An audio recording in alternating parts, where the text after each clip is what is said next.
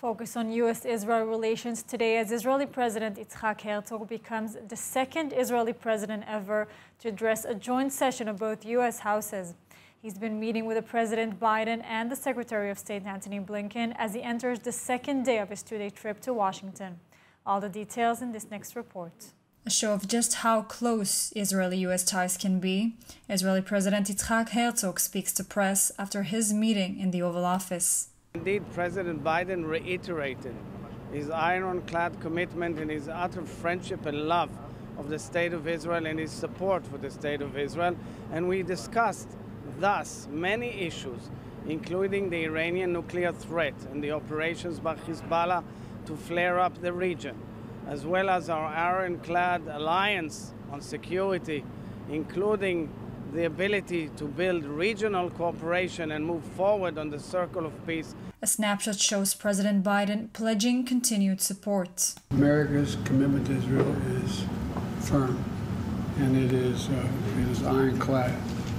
And we're committed as well to ensure that Iran never acquires a nuclear weapon. The Oval Office meeting, an invitation Prime Minister Benjamin Netanyahu has been waiting for since being voted back into power last December, and his invite still isn't guaranteed with no set time or place, despite a long and warm phone call with Biden on Tuesday. Tensions have been mounting between Israel and the U.S. in recent months, a topic HERZOG addressed with the American president. Naturally, we've also discussed the internal issues in Israel, how important they are to the world, of course, where they stem from, but I reiterated my commitment, as I said before. Israeli democracy is strong and resilient, and we should definitely see the current debate in Israel with all its facets as a tribute to the strength of Israeli democracy. Still, U.S. Secretary of State Antony Blinken hailed the partnership. For me, for the administration, and most importantly for the President, we're grateful for your leadership and your partnership. We have indeed a unique relationship, grounded in our commitment to Israel's security, but also grounded in democratic values. And the work that you're doing, the leadership that you're showing in affirming those values, bringing people together in affirmation of those values, could not be more important. HERZOG's two-day visit comes to an end with an historic address to Congress. It's the second time an Israeli president has addressed both houses since his father. But the address has stirred controversy, with some Democratic lawmakers saying they will not be attending. It's another example how tensions are on a tightrope, both parties treading carefully not to tip the delicate balance. President Biden's urgent plea to Israeli Prime Minister Netanyahu sent shockwaves through Israel as he warns against judicial reform. Biden emphasizes the need for a national consensus, highlighting the delicate future of the U.S.-Israel relationship. In a significant development, U.S. President Joe Biden has urged Israeli Prime Minister Benjamin Netanyahu to halt the judicial reform, this according to a new New York Times report. Tom Friedman, author of the report, revealed that President Biden summoned him to the White House following his meeting with Israeli President HERZOG. President Biden expressed his respect for the ongoing protests in Israel. However, he also emphasized his desire for Netanyahu's coalition to cease its push for legislation without a national consensus. Friedman's report, published shortly after President Biden's meeting with HERZOG, sheds light on the nature of the discussion between Biden and Netanyahu. In their first conversation in 4 months, Netanyahu assured Biden that he would finalize the reasonability bill and then seek a broader agreement for the remaining aspects of the judicial reform during the Knesset summer recess. According to Friedman, President Biden made it clear that he can no longer remain silent on this matter. He expressed his concerns about Israel's stability and future, emphasizing his unwavering support for Israel as the most valuable U.S. ally in the Middle East. However, Biden's message to Netanyahu was ambiguous: to stop his legislative efforts immediately. Moreover, President Biden recommended that Israeli leadership refrain from rushing into legislation and instead focus on reaching a consensus, understanding that such processes require time. Biden's plea to Netanyahu aimed to convey that if Israel and the U.S. diverge in their democratic values, the special relationship enjoyed by Israel over its 75 years of independence may not endure for another 75 years. Experience the power of truth with ILTV News. If you're looking for quality content and captivating visuals, join our news community and become an integral part of our team as we embark on a mission to unveil the real Israel, dismantling the web of lies and misinformation that surround reporting on Israel. By subscribing to ILTV News, you will not only have access to the latest updates, but you will also amplify our message, creating a ripple effect that carries the truth far and wide. Subscribe today and help reshape the narrative. Available on the web, Android, and Apple. And joining us now to start wrapping up HERZOG's visit to the White House and President Biden's message to Prime Minister Netanyahu is our panel for today, Chairman of the Republicans Overseas Israel, Mark Zell, and former Israeli diplomat to the United States, Yoram Ettinger. Hi, Mark. Hi, Yoram. So a lot to unpack today, isn't it? It certainly is. And I have to say, I was delighted to see in these clips you show that the president was awake yesterday in the television clips of the meeting with President Herzog. He looked like the President Biden looked like he was falling asleep. But anyway, but I have to say this, and I don't want to monopolize our conversation today, but I don't understand what possible interest or reason the President of the United States has to say anything about Israel's ongoing debate about our constitutional system and our judicial system. It is simply none of the president's business. It's none of the United States' business, in my opinion. And it would be just as inappropriate for the Prime Minister of Israel to comment, for example, now on the ongoing constitutional scandal in Washington involving the president's son and perhaps himself in bribery charges. It is simply overstepped. The president has overstepped the bounds of propriety and diplomacy. We'll definitely get into that even more. Now, Yoram, let's start with this report by the New York Times that Biden has urged Netanyahu to halt the reforms. What's the weight of this and how might it impact Israel's domestic policy right now? For the president or secretary of state or the national security advisor to dedicate time to study the judicial reform would be highly delinquent on their duties for America. Each one of them has literally hundreds of much more important issues on their plates. However, they very smartly understand that this is an easy means to intensify pressure on Israel. And their interest is to pressure Israel against an independent military action against the nuclear infrastructure of Iran. It's their interest to pressure Israel in favor of more Israeli gesture to the Palestinians, freezing Jewish constructions in Judea and Samaria, and gradually facilitate the establishment of a Palestinian state.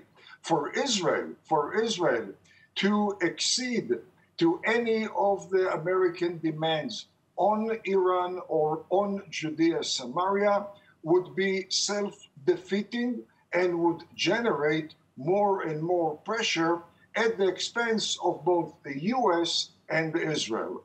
Yoram, is this unusual? Why right now? Why, as you said, they have so many other things to be busy with? Why really intensify the tensions and the relations right now?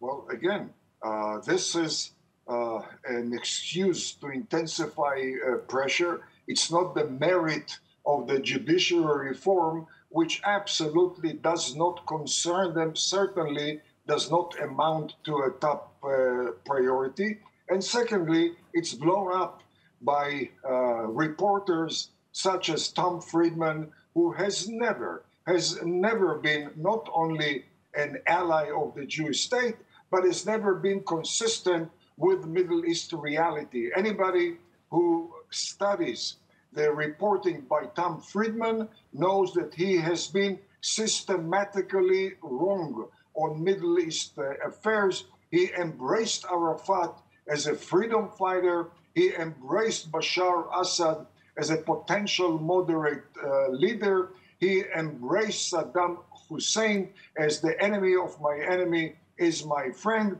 He was initially pretty confident about the Ayatollahs becoming moderate entity in the Middle East, I would suggest not to take Tom Friedman's reporting very, very seriously.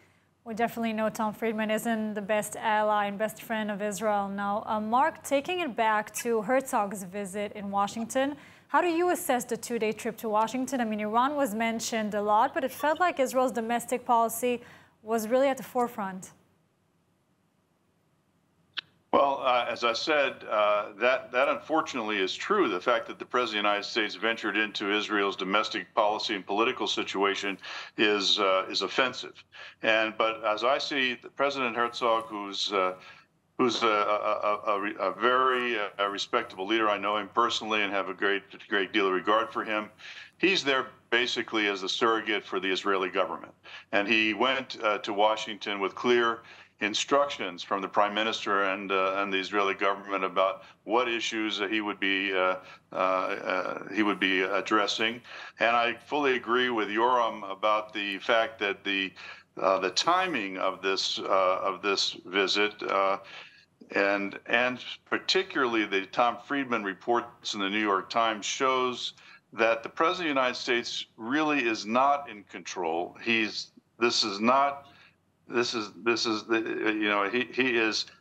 being controlled by a cadre of progressive Democrats, holdovers, most of them from the Obama administration. And what he's saying on these issues of which he really shouldn't be commenting at all are right out of the playbook of the Obama administration, the progressive left wing of the Democratic Party. The fact that 9 members of the Democratic Party would actually boycott the speech by President Herzog, who himself is a moderate, it really is a slap in the face of Israel. The fact that they would vote against the resolution in the House of Representatives that completely discarded the claim that Israel is an apartheid state. These 9 members of Congress voted against it. And the fact that Tom Friedman would be chiming in on this debate at a time when he knows perfectly well that what's going on in Israel is nothing more than an attempt to oust the duly elected government of Israel. Definitely a lot to follow up on. We're going to get right back to you, Mark and Yoram. Thank you so much for being with us. Thank you. The House of Representatives' resounding approval of a resolution expressing support for Israel and condemning anti-Semitism exposes the deep divisions within the Democratic Party over Israel-Palestine relations. ILTV's William Sharon reports.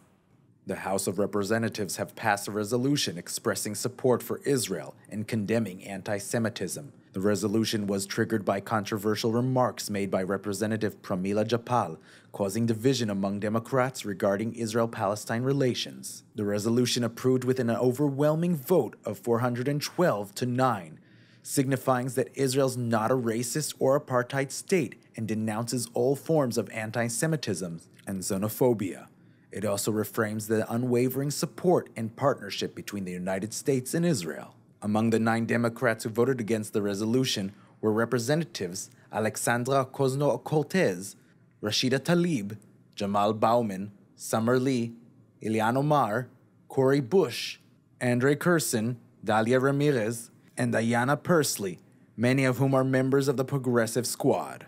While Representative Jayapal is known for her criticism of Netanyahu's government, her recent comment referring to Israel as a racist state drew widespread condemnation from members of both parties. She later clarified her statement and issued an apology, but Republicans remained unsatisfied, leading to an expedited vote. The timing of the vote was strategic, preceding the visit of President Yitzhak Herzog to Congress.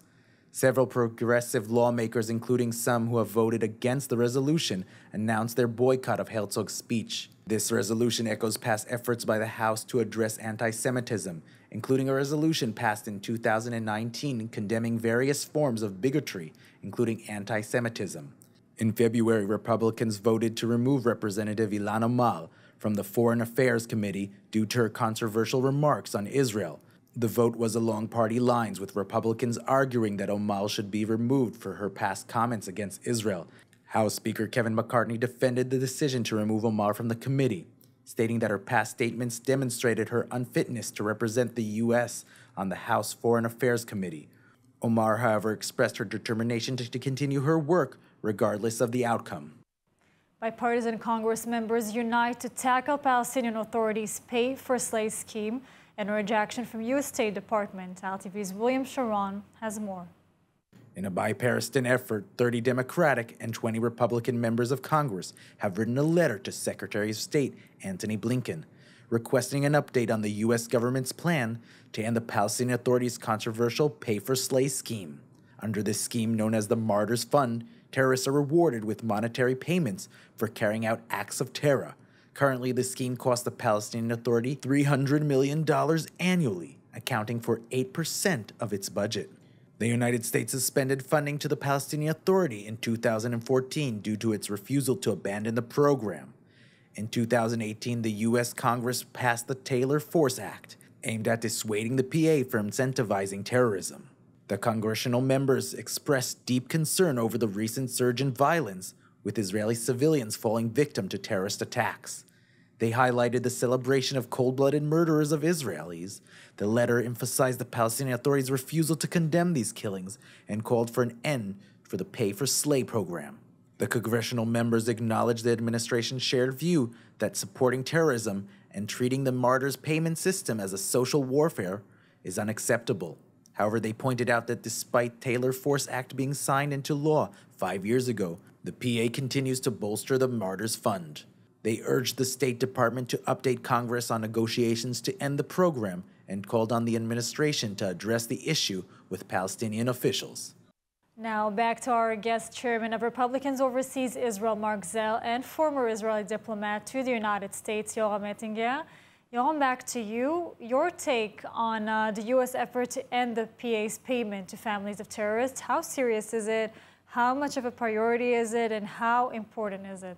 Well, the main issue has to do with the lack of American understanding that a Palestinian state or promoting a Palestinian state would severely undermine America's best interest. And the reality suggests in the Middle East that should there be a Palestinian state west of the Jordan River, it would yield the demise of the pro-US Hashemite regime east of the river, which would transform Jordan into a chaotic, uncontrollable state, just like Libya, Syria, Iraq, and Yemen. Such a reality would play into the hands of America's enemies and rivals, for instance, the Ayatollahs of Iran, ISIS. Certainly, it would enhance the influence, the stature of China and Russia in the Middle East, and it would cause a ripple effect from Jordan into the Arabian Peninsula, potentially causing global American economic crisis, because the control of the exportation of oil from the Persian Gulf would be transferred from the pro-American Sunni Arab countries to the anti-American Ayatollahs of Iran. Therefore, any American support of the trend or the policy of establishing a Palestinian state is counterproductive, working against the interest of the U.S. and for the interest of America's enemies. Now, emphasizing the pay for slay, Antony Blinken is really being pressured to do something against it. Yoram, what's the timeline for this? Do we know anything already or not yet? I have no idea, but once again, it's an American law. There is an American law which prohibits transfer of money to the Palestinian Authority as long as they provide allowances to families of terrorists. But more important than the law, the mere idea that the Palestinian Authority funds families of terrorists, in addition to its own sponsored hate education and its own sponsored incitements in official mosque, that tells us plenty about the profile of the potential Palestinian state, namely, it's going to be a rogue state. Why would the U.S. strive to add another rogue entity into the boiling Middle East? That's an issue which should be debated, because this is a clear and present danger to the United States. Yoram, it definitely should. Now, Mark, and what about HERZOG's speech to Congress today? What reactions will his speech garner, and what's to be expected? Well, first of all, I mean, he's going to be warmly welcome in the by both parties in the Congress now that the 9 extremists are boycotting his speech. Israel has continues to enjoy a very strong support of congressional leaders. But I'd like to add something to Yoram's excellent commentary on the Palestinian situation. And I'll be a little bit more blunt about this. This administration is not interested in any pay for slay repeal. They have upgraded the status of the Palestinian Affairs Office at the embassy in Jerusalem. They have renewed payments to not only to the Palestinian Authority, but to the United Nations UNRWA, the United Nations Refugee Organization that deals only with Palestinian refugees, so to speak. They have restored the United States to membership and active membership in the United Nations Human Rights Council, which is openly and aggressively anti-Israel, pro-Palestinian. There is nothing in the United States policy towards the Middle East or to Israel which shows any kind of balance. In the strategic area, in the military area, that's another story, and Yoram can comment on that. But in the Palestinian area, this administration, as it does in other areas, simply flaunts the law. The Taylor Force Act has simply been disregarded, and payments have been made in hundreds of millions of dollars to the Palestinian Authority and its affiliated organizations. This is simply unacceptable, but it reflects the radical progressive policy of the Obama wing of the Democratic Party. It's sad. I hopefully the Democrats will come to their senses. The fact that they've now changed their mind about inviting our prime minister to the United States to meet with President Biden is a positive sign. I hope that will continue, because the way it's going now, it's totally lopsided and totally unfair and dangerous for the region. Well, gentlemen, tense days for U.S.-Israel relations. Mark and Yoram, thank you so much for joining us today. Great to be here, Amit. In a remarkable feat, Israeli youth teams have achieved outstanding success in the math and physics Olympiad held in Japan. Both Israeli teams brought home a total of 11 medals, including 1 gold, 8 silver, and 2 bronze. The Israeli physics team displayed exceptional skills, earning 5 silver medals among its 5 participants. The competition witnessed the participation of over 400 representatives from 80 countries. Meanwhile, the Israeli team at the World Mathematics Olympiad achieved an extraordinary milestone, with all its members securing medals. Israel's ambassador to Japan, Gilad Cohen, expressed his elation over this impressive achievement, emphasizing its significance in strengthening bilateral relations. He highlighted the power and strength derived from accomplishments in mathematics, physics, science, and high-tech fields. Ambassador Cohen further shared his pride in representing Israel in Japan, acknowledging the exceptional honor and distinction brought by the young Israeli participants in both competitions. These talented individuals effectively serve as outstanding ambassadors, showcasing Israel's excellence to the whole world. Experience the power of truth with ILTV News. If you're looking for quality content and captivating visuals, join our news community and become an integral part of our team as we embark on a mission to unveil the real Israel, dismantling the web of lies and misinformation that surround reporting on Israel. By subscribing to ILTV News, you will not only have access to the latest updates, but you will also amplify our message, creating a ripple effect that carries the truth far and wide. Subscribe today and help reshape the narrative. Available on the web, Android, and Apple.